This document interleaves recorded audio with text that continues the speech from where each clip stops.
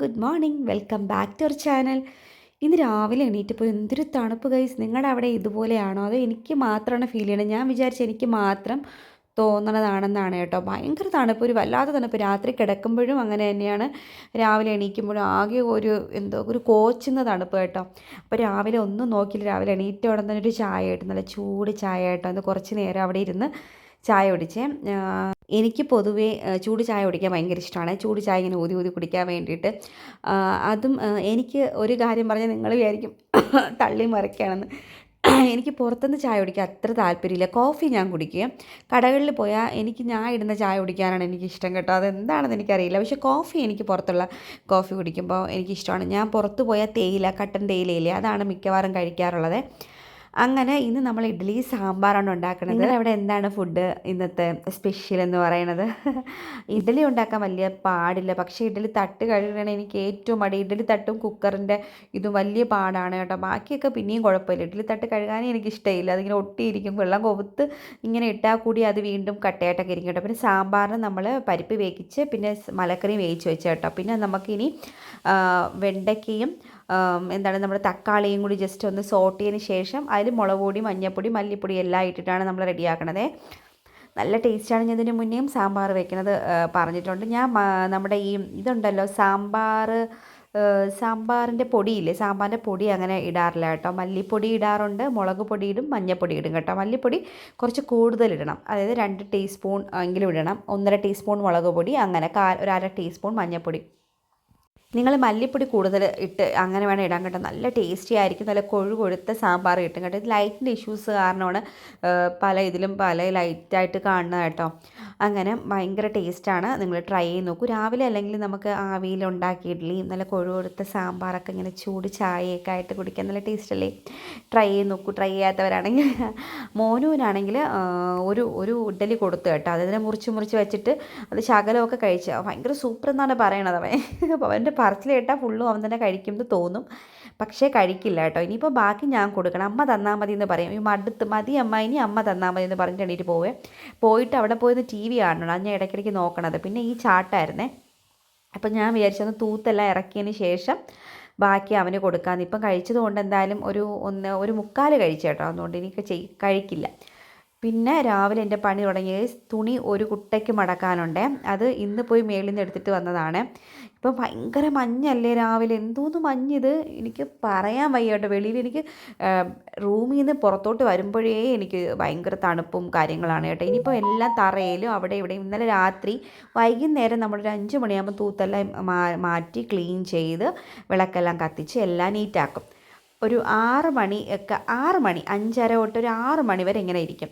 6 മണിയാവുമ്പോൾ വീണ്ടും കൊളാകും കേട്ടോ. ഇത് അവൻ്റെ ഹെൽമെറ്റ്, മോനിൻ്റെ തന്നെ ഹെൽമെറ്റാണ്. ഞാനത് പുറത്ത് അവൻ്റെ റൂമിൽ കൊണ്ട് വെക്കാൻ പറഞ്ഞപ്പോൾ അവൻ വീണ്ടും തലയിൽ വെച്ചിട്ട് അതിലിങ്ങനെ ഓടി കളിക്കുകയാണ്. ഈ വണ്ടിയിൽ ഞാൻ തൂത്തൊരു സ്ഥലത്തോട്ട് കൊണ്ടുവരും. ഈ വണ്ടിയിൽ നിന്ന് ഈ ചവർ അതുപോലെ തിരിച്ച് കൊണ്ടുവയ്ക്കും കേട്ടോ. എനിക്കത് വേണ്ട, തിരിച്ച് പോകുമ്പോഴത്തേക്കും കുറച്ച് ചവറും കൂടിയാണ് തിരിച്ച് കൊണ്ടുപോകുന്നത്. അങ്ങനെ ഭയങ്കര, സത്യം പറഞ്ഞ് എഡിറ്റ് ചെയ്യുമ്പോൾ എനിക്ക് ചിരിയും വരണുണ്ട്. ആ സമയത്ത് എനിക്ക് ദേഷ്യമായിരിക്കും കേട്ടോ. അയ്യോടാ ചെയ്യല്ലടാ, കളിക്കല്ലടാ, അവിടെ ഇരിക്കും മക്കളെ എന്നും പറഞ്ഞ് ഞാൻ വിളി തുടങ്ങും കേട്ടോ. എന്നിട്ട് വീണ്ടും ഇടയ്ക്കൊക്കെ അവൻ പറഞ്ഞാൽ കേൾക്കും കേട്ടോ. നിറച്ച് തൂക്കാൻ ഞാൻ ഒരു ദിവസം എത്ര തവണ ക്ലീൻ ചെയ്ത് എനിക്ക് അറിയണ്ട ഗൈസ്. രാവിലെ ചെയ്യും, വൈകുന്നേരം ചെയ്യും, പിന്നെ ഇടയ്ക്ക് ചെയ്യും. ഇടയ്ക്ക് പാത്രം കഴുകാനാണെങ്കിൽ ഇഷ്ടംമാതിരി കാണും. ഇപ്പോൾ ഈ മഴയും ചെറിയ മഞ്ഞൊക്കെ ആയതുകൊണ്ട് ഡ്രസ്സൊക്കെ കുറച്ച് ഉണക്കാൻ വേണ്ടിയിട്ട് ഈ ഹോളിൽ തന്നെ നമ്മുടെ ഇവിടെ തന്നെ വിരിച്ചൊക്കെ ഇടും കേട്ടോ. പിന്നെ അങ്ങനെ തുണിയൊക്കെ എടുത്ത് മാറ്റി.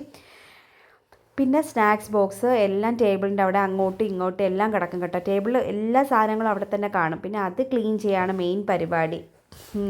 എനിക്ക് ഇതിപ്പോൾ വീഡിയോ എഡിറ്റ് ചെയ്യുമ്പോൾ എനിക്ക് ചിരി വരണേ, പക്ഷേ ആ സമയത്ത് എനിക്ക് ദേഷ്യം വന്നായിരുന്നേ. ചെയ്തത് വയ്യ, പണ്ടാരടങ്ങും പോലെ. എന്നിട്ടൊക്കെ ഒരു കപ്പപ്പഴം എടുത്ത് കഴിച്ചേട്ടോ. അവിടെ ഇരുന്നപ്പം ഒരു കപ്പപ്പഴം കണ്ടപ്പോൾ ഞാൻ കഴിച്ചു അങ്ങനെ. പക്ഷെ പഴുത്തില്ല, ഭയങ്കരമായിട്ട് പഴുത്ത് വന്നില്ല, ഒരു കറയുടെ ചെവയുണ്ടായിരുന്നു. എന്തായാലും ഞാൻ കഴിച്ചെടുത്തല്ലേ, കളയണം എങ്ങനെ.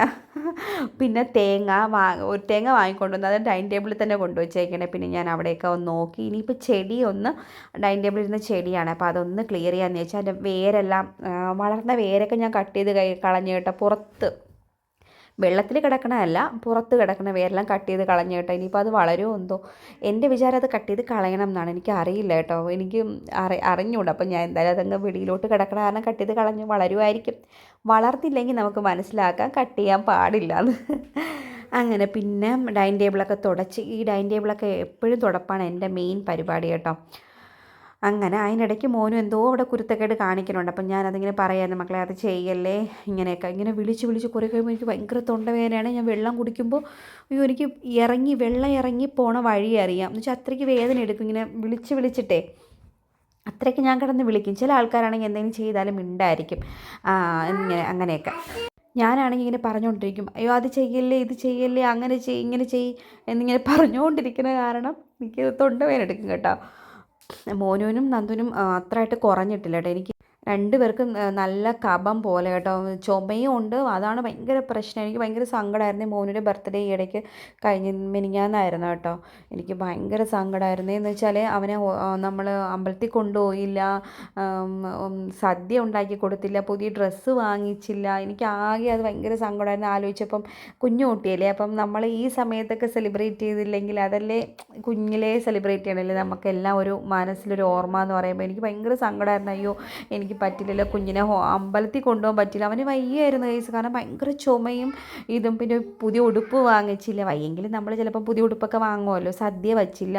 എനിക്കും വയ്യായിരുന്നു, കാരണം എനിക്കും ഭയങ്കര തലവേദന, തൊണ്ടവേദന, ഈ ചുമ. കുഞ്ഞുങ്ങളെടുത്ത് കിടക്കുമ്പം അവരുടെ അസുഖം നമുക്കും ഈ പനി പോലെ നമ്മളും അങ്ങ് ഭയങ്കര ടയേർഡാകും. പിന്നെ അവരെ നോക്കാനുള്ള ഒരു ആവത് പോലും നമുക്കുണ്ടായിരിക്കില്ല കേട്ടോ. അങ്ങനെയായിരുന്നു എനിക്ക്. അപ്പോൾ എനിക്കൊന്നും വച്ച് കൊടുക്കാൻ പറ്റില്ല. എനിക്ക് ഭയങ്കര സങ്കടമായിരുന്നേ.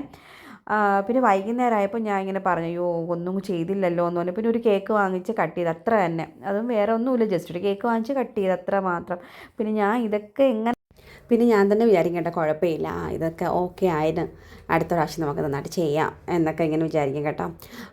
അല്ലെങ്കിൽ അവന് ഡേറ്റ് വരുന്നുണ്ട്, അപ്പോൾ അന്ന് നമുക്ക് എന്തെങ്കിലും അവന് സദ്യ വെച്ച് കൊടുക്കാം, ഒരു ഉടുപ്പ് വാങ്ങിച്ചു കൊടുക്കാം എന്നൊക്കെ വിചാരിക്കണം. അപ്പോൾ അതൊക്കെ ഇങ്ങനെ ആലോചിക്കുമ്പോൾ ഇത് കുഴപ്പമില്ല, ഇത്രയും നമുക്ക് ചെയ്യാൻ പറ്റും, ഇതൊക്കെ എന്തെങ്കിലുമൊക്കെ നടന്നല്ലോ എന്ന് വിചാരിക്കുമ്പോൾ ഇതൊക്കെ എനിക്കങ്ങ് ഓക്കെ ആകും കേട്ടോ. സങ്കടം സ്റ്റിൽ അവിടെ തന്നെ കാണും, എങ്കിലും ഞാൻ ഓക്കെ ആകും കേട്ടോ. ഞാൻ വേറെ ആലോചിക്കും, ഇതൊക്കെ നമുക്ക് പറ്റിയല്ലോ, ഇതൊക്കെ ചെയ്യാൻ പറ്റും, അങ്ങനെ എന്തെങ്കിലുമൊക്കെ കേക്കെങ്കിലും വാങ്ങിച്ചു കൊടുക്കാൻ നമുക്ക് പറ്റിയില്ലേ, എന്തെങ്കിലും അങ്ങനെ പറ്റിയല്ലോ എന്ന് വിചാരിച്ച് ഞാനങ്ങ് സമാധാനപ്പെടും കേട്ടോ. അങ്ങനെയാണേ. പിന്നെ വാഷ് ബേസിനും എല്ലാം ക്ലീൻ ചെയ്യണം. ഞാൻ ഇത് ഒരു ദിവസം വച്ചല്ല ചെയ്യണത്. എനിക്ക് കുളമായി അഴുക്കായെന്ന് തോന്നുന്ന സമയത്ത് ചെയ്ത് അങ്ങ് പോവാണ് ചെയ്യണം കേട്ടോ. അപ്പോൾ ഇവിടെയൊക്കെ വാഷ് ബേസൊക്കെ കുളമായി തുടങ്ങി കേട്ടോ. അപ്പോഴത്തേക്ക് അപ്പം തന്നെ കഴുകിയില്ലെങ്കിൽ പിന്നെ ഇതാവും, പിന്നെയും കുളമായി പോവും.